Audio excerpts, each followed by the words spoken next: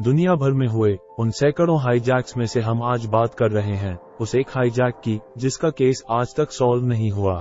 एक ऐसा हाईजैक जिसे सिर्फ एक इंसान ने अंजाम दिया था और उसे भी FBI कभी ढूंढ नहीं पाए। तो आइए आज की इस वीडियो में डिटेल में जानते हैं इस मिस्ट्री की असली कहानी।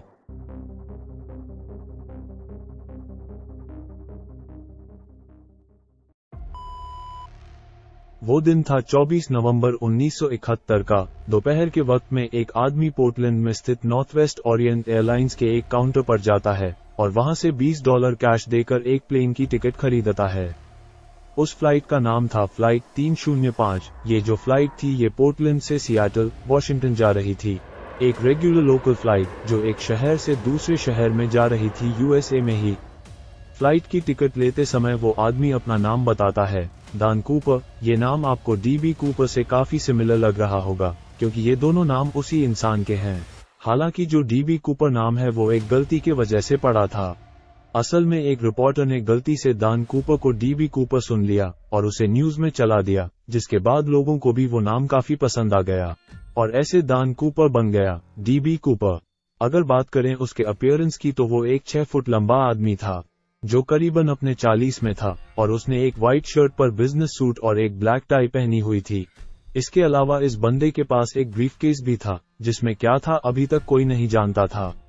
टिकट लेने के कुछ ही देर बाद फ्लाइट का टाइम हो जाता है और ये शख्स जाकर प्लेन में अपनी सीट पर बैठता है।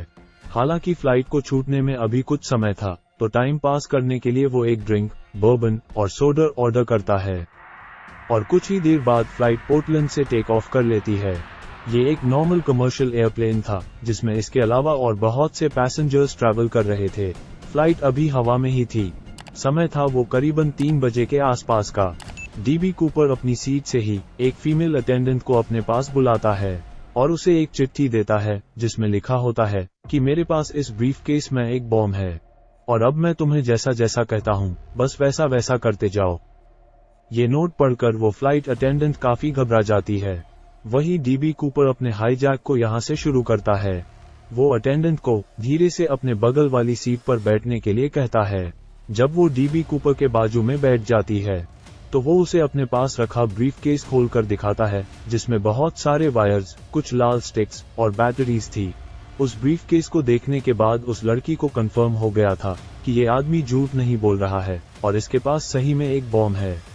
अब DB कूपर उस अटेंडेंट को एक नोट लिखने के लिए कहता है। इस नोट में वो 4 पैराशूट्स और $2 लाख वो भी $20 के नोट में मांगता है। ये चिट्ठी वो लड़की सीधा ले जाकर फ्लाइट के कैप्टन को देती है और अब ये फ्लाइट पूरी तरह से हाईजैक हो चुकी थी, वो भी सिर्फ एक बंदे के द्वारा। फ्लाइट के पायलट्स अब DB कूपर के ऑर्डर पर काम कर रहे थे। DB कूपर के ऑर्डर पर फ्लाइट को सियाटल में ही लैंड कराया जाता है। यहाँ वो गवर्नमेंट के सामने अपनी मांगे रखता है। हालांकि अभी मिलिट्री और आर्म्ड फोर्सेस यहाँ कुछ कर नहीं सकती थी क्योंकि उस कमर्शियल फ्लाइट में बहुत से पैसेंजर्स थे और उनके साथ एक ऐसा इंसान जिसके पास एक बॉम्ब था। इन सभी चीजों को ध्यान में रखते हुए गवर्नमेंट कोई भी रिस्क नहीं लेती है और चुपचाप DB कूपर की मांगों को पूरा कर देते हैं। तुरंत DB कूपर को 4 पैराशूट्स और $2 लाख कैश वो भी $20 के बिल में दिए जाते हैं, जिसके बदले में वो 36 पैसेंजर्स को आजाद करता है। लेकिन प्लेन के क्रू मेंबर्स को आजाद नहीं किया जाता है।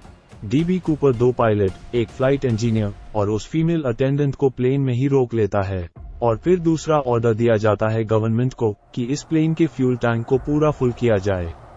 और बिल्कुल वैसा ही होता है। सियाटल में ही फ्यूल टैंक को बिल्कुल फुल किया जाता है और प्लेन को मेक्सिको की तरफ उड़ाने के लिए कहा जाता है और DB कूपर पायलट्स को बहुत साफ इंस्ट्रक्शंस देता है कि प्लेन 10,000 फीट की ऊंचाई पर ही होना चाहिए और जो स्पीड है वो 370 किलोमीटर प्रति घंटा से तेज नहीं होनी चाहिए। अब घड़ी में रात के 8 बज गए थे। फ्लाइट इस वक्त एक दूसरे सिटी रीनो के पास में कहीं थी और तभी सियाटल और रीनो के बीच में DB कूपर अपने हाईजैक के आखिरी टास्क को अंजाम देता है। वो प्लेन के पिछले वाले एग्जिट से एक पैराशूट और वो पैसों से भरा ब्रीफकेस लेकर कूद जाता है। फ्लाइट में मौजूद लोग कुछ समझ ही नहीं पाते कि आखिर चल क्या रहा है। रात के अंधेरे में वो हाईजैकर एक पैराशूट लेकर कूद जाता है, वो भी बिना किसी क्रू मेंबर को कोई नुकसान पहुंचाए। इस चीज की खबर पायलट्स तुरंत ऑफिशियल्स तक पहुंचाते हैं और फ्लाइट एकदम सेफ लैंडिंग कर लेती है। एक ऐसा हाईजैक पूरा हो जाता है जिसमें ना तो किसी हॉस्टेज को कोई चोट आती है और ना ही किसी की जान जाती है, यहाँ तक कि वो क्रिमिनल भी भागने में कामयाब हो जाता है। कुछ ही दिनों में ये न्यूज़ बहुत तेजी से फैलने लगती है। दुनिया भर में इस केस की चर्चा होती है और इस केस को इन्वेस्टिगेट करने की जिम्मेदारी FBI को सौंप दी जाती है। इस इन्वेस्टिगेशन का नाम नॉजैक रखा जाता है, जिसका मतलब होता है द नॉर्थ वेस्ट हाईजैकिंग।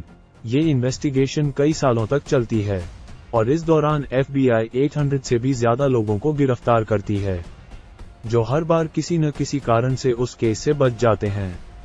इन्हीं में से एक सस्पेक्ट का नाम था रिचर्ड फ्लॉयड मैकॉय। ये आदमी उस हाईजैक के ठीक 5 महीने बाद एक हाईजैक करता है, जिसमें ये भी एक पैराशूट लेकर ही कूदता है। हालांकि जब इसकी पहचान करवाई जाती है उन फ्लाइट के क्रू मेंबर्स से, तो वो कहती है कि ये वो शख्स नहीं है जिसने वो प्लेन हाईजैक किया था। इसी तरह ये इन्वेस्टिगेशन सालों तक चलती जाती है और इसी बीच उन्हें ये भी पता चलता है कि उसने जो अपना दान कूपर नाम बताया था वो भी नकली है। और फिर कई सालों तक DB कूपर को ढूंढने के बाद FBI इस स्टेटमेंट पर आती है कि DB कूपर शायद बचा ही नहीं होगा। हालांकि इस वक्त तक ना तो FBI को DB कूपर का असली नाम पता चला था और ना ही उसकी कोई असली पहचान सामने आई थी। एक आदमी जो जेम्स बॉन्ड जैसे कपड़े पहनकर एक प्लेन हाईजैक कर लेता है और कोई भी इन्वेस्टिगेटर उसका असली नाम तक नहीं पता लगा पाता। इसी के साथ साथ FBI DB कूपर के ना बच पाने के पीछे 3 कारण बताती हैं। पहला, कि वो जब प्लेन से कूदा तो उस समय हवा 322 किलोमीटर प्रति घंटे की रफ्तार से चल रही थी और इतने अंधेरे में परफेक्ट लैंडिंग करना नेक्स्ट टू इम्पॉसिबल था। दूसरा कारण बताया जाता है पैराशूट का। जो पैराशूट DB कूपर लेकर कूदा था वो असल में खराब था। और सबसे आखिरी कारण बताया जाता है उस जगह का जहां वो कूदा था। असल में वो जगह बहुत सारे पेड़ों से कवर थी। वो एक वुडेड एरिया था और वहां पैराशूट से उतरना लगभग नामुमकिन था। और कुछ सालों बाद ये बात सही भी साबित होती है, जब एक बच्चे को नदी के किनारे $5,800 से भरा एक बैग मिलता है और जब उन नोट के सीरियल नंबर को बारीकी से मैच किया जाता है तो पता चलता है कि ये वही नोट है जो DB कूपर को दिए गए थे। हालांकि DB कूपर की बॉडी कभी भी ना मिलने की वजह से ये केस हमेशा ओपन ही रहा और साल 2016 में आकर FBI को लगा कि हमारे जो रिसोर्सेज है वो इस केस की बजाय कहीं और लगाने चाहिए और फिर फाइनली 2016 में इस केस को ऑफिशियली क्लोज कर दिया जाता है। हालांकि आज के दिन तक FBI भी इस केस को एक अनसॉल्व्ड मिस्ट्री मानती है। और अगर आपको ये वीडियो पसंद आई हो तो इसे लाइक और चैनल को सब्सक्राइब जरूर करें।